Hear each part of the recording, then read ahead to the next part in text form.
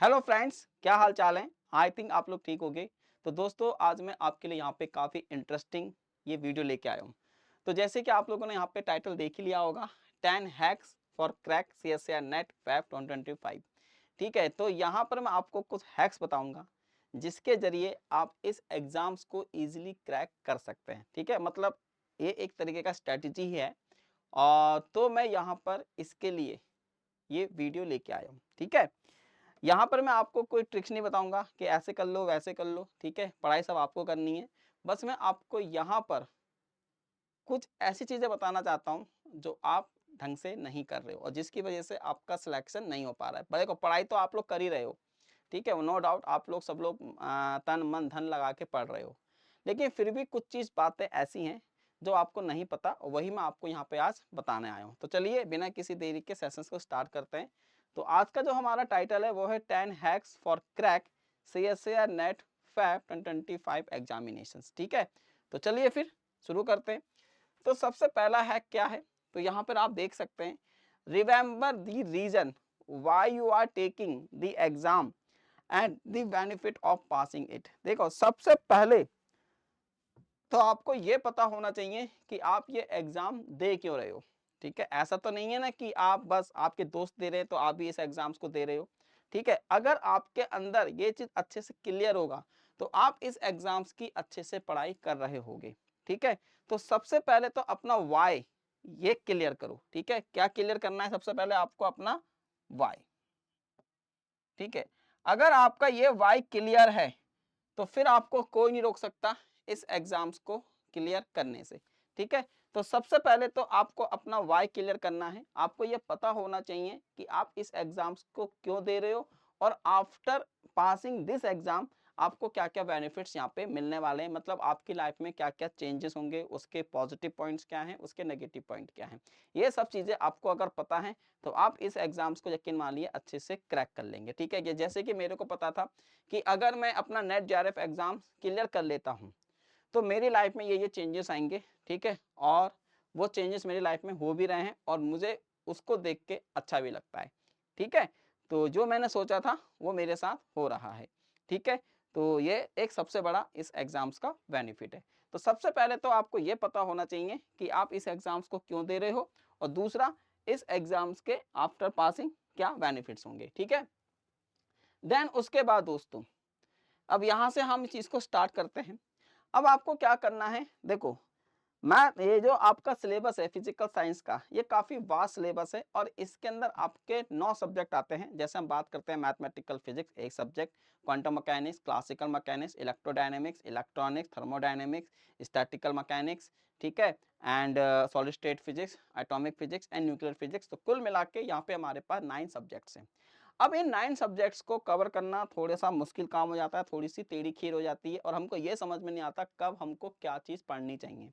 तो इसके लिए सबसे पहले तो आपको क्या करना है, set achievable goals for each study sessions. तो सबसे पहले तो आपको छोटे-छोटे ऐसे गोल बनाने हैं जिसको आप अचीव कर पाओ।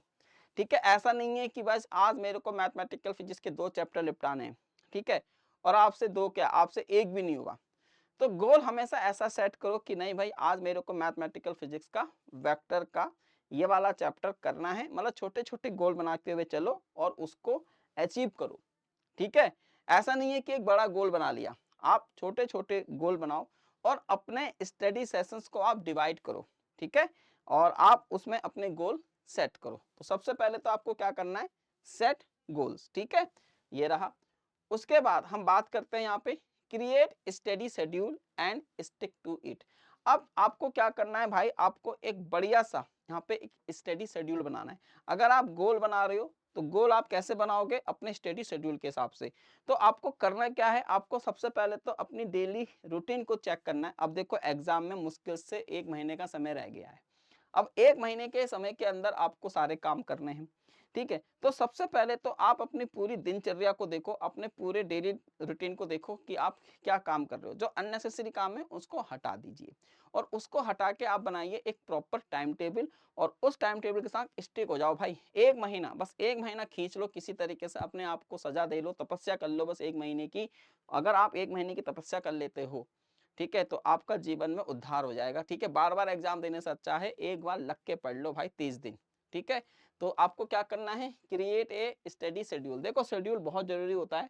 आप किसी भी बड़े से बड़े हस्ती को देख लीजिए, चाहे अंबानी हो, चाहे शाहरुख खान हो, चाहे सेलिब्रिटी हो, चाहे डॉक्टर्स हों, हर किसी का अपना एक स्टडी शेड्यूल होता है। ठीक है?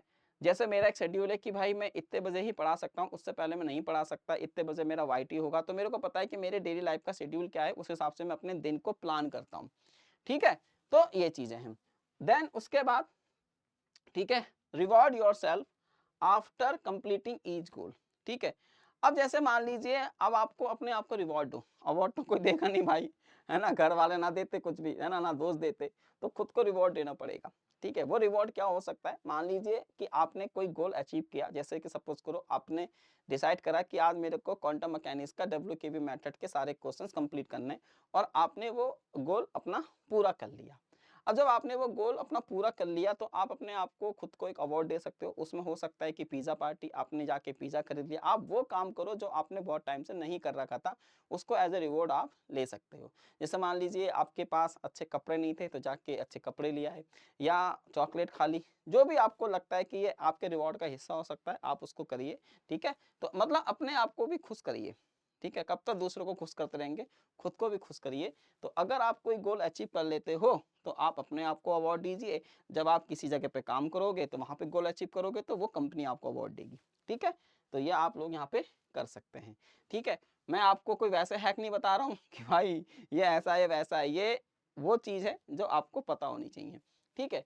फिर उसके बाद है, अगर आप लोग फिज़िक्स पढ़ रहे हो, तो ये चीज़ें हैं, है ना? Visualise success and focus of the end goal. ठीक है? अब आपको क्या करना है कि अपनी जो सक्सेस है, आप उसको विजुलाइज़ कीजिए कि अगर आपको इस एग्ज़ाम्स में सक्सेस मिल जाती है, ठीक है? तो आप क्या कर रहे होगे, है ना? और फोकस एट द एंड गोल, और आपको अपना जो गोल है, आपका गोल क्या है कि सीएस या नेट एग्ज़ाम आपको क्रैक करना है। और यहाँ पे यकीन मानिए कि आपके साथ के जैसे 10 लोग ये वीडियो को देख रहे हैं, तो 10 के 10 का गोल वही है, ठीक है? कि सीएस या नेट एग्ज़ाम क्लियर करना है, लेकिन होगा किसका क्लियर?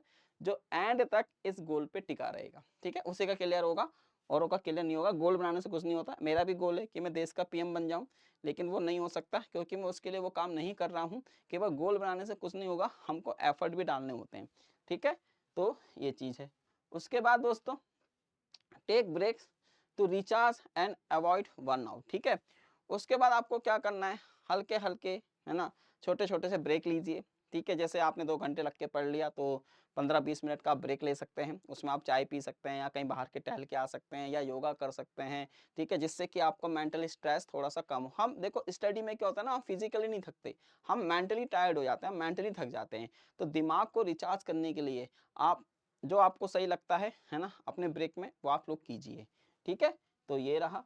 उसके बाद दोस्तों, यूज़ पॉजिटिव सॉल्व टैग, है ना, self talk to boost confident. ठीक है? अब देखो आपको, आप जितनी मर्ज़ी मोटिवेशनल वीडियो देख लीजिए, ये भी मेरा एक वीडियो है, आप इसको जितना मर्ज़ी देख लीजिए, संदीप माहेश्वरी देख लीजिए, विवेक बिंद्रा को देख लीजिए, कोई भी मोटिवेशनल स्पीकर को आप जितना मर्ज़ी देख लीजिए, वो आपको मोटिवेट नहीं कर पाएँगे जब तक आप खुद को मोटिवेट नहीं कर सकते।